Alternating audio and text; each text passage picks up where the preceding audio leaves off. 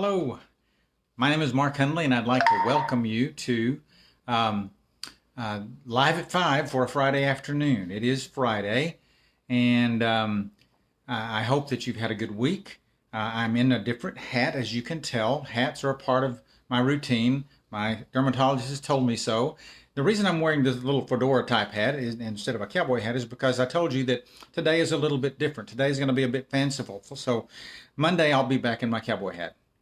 Um, uh, One thing that I want to mention to you, tomorrow is my birthday. I think I mentioned that. I'll be 67 years old. I think age is a number. I don't feel that way in my brain. I don't feel that way in my heart. I don't feel that way in my body. It just means that I've been around the sun now 67 times, and it's kind of strange. But what I usually do every year is I raise money for the Journey of Hope Grief Support Center. It's a nonprofit organization that I helped found about 23 years ago. And it provides free group grief support to children, adolescents, and their parents who have lost a loved one. And it's free. They pay nothing for these services. And so every year on my birthday, I invite people to help me celebrate my birthday by donating a little bit, even the cost of a small pizza, to the Journey of Hope. In the 23 years that it's been in existence, it's served children and families who have lost loved ones to death from about 50 or more different communities in 11 counties in North Texas. Generally, when we're not in the middle of a pandemic, 2 times a month, the families come enjoy a free meal, share with other families, go to age appropriate and sometimes loss specific types of groups for the type of support that they can't get anyplace else. And people are helped every year. It started off in Plano. In recent years, we've expanded to a group in Frisco, and more recently to the Highland Park, North Dallas area, and conversations continue with other groups and other groups of people that we serve who are in the Dallas area. So if you get a chance, look at my little fundraiser on Facebook, and if you feel so compelled, would love to have you donate a little bit to help me celebrate my birthday. Some of you may remember or may know of a gentleman by the name of Grady Nutt. Now, Grady Nutt was an amazing guy. He died really way too soon. He was about 48 years old. He died in 1982 in a plane crash. But Grady Nutt was a Christian humorist. He was a pastor that made people laugh.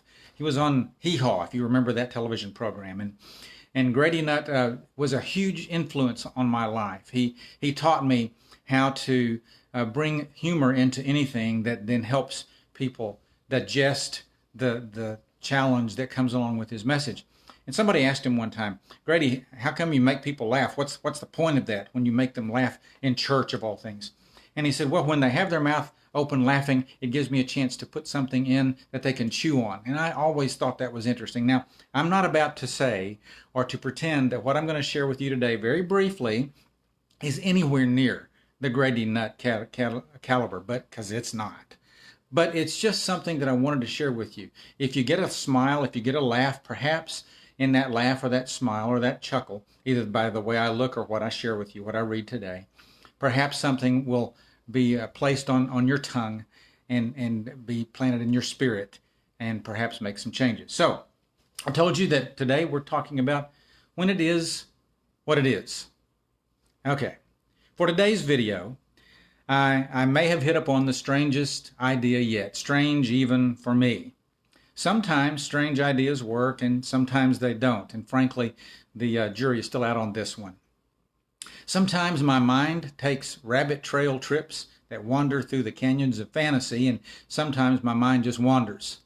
I'm thinking that perhaps today my mind is just wandering. Here we go, let's see. When it is what it is what it is, plain and simple. What makes us want to make what it is what it's not? Perhaps we are uncomfortable with what it is. When it is what it is becomes what it's not, usually some prevarication is the culprit.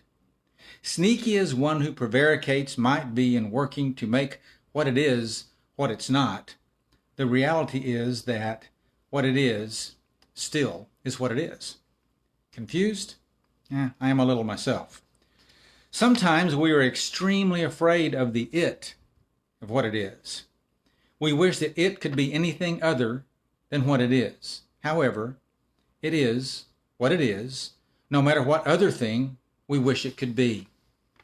Sometimes we pretend that what it is not what it is because it is what it is. Period. If we could pretend it away, we could continue to live in a self-created fantasy.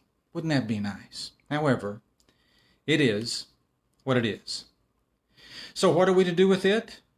I thought you'd never ask. When we accept it as it is, we empower ourselves to adjust to or change what it is. We can make a huge difference in our lives and the lives of others only when we acknowledge that it is what it is when it is what it is. Confused? Smiling at me? Laughing at me a bit? That's okay. I just had to share my strange brain with you today. I really hope you have a great evening. I hope you have a great weekend. Get some rest. I look forward to seeing you Monday at 5. Not sure where we're going yet, but I'll take you someplace that perhaps you'll enjoy. Guys, thank you for being here. Take care of yourselves. Peace.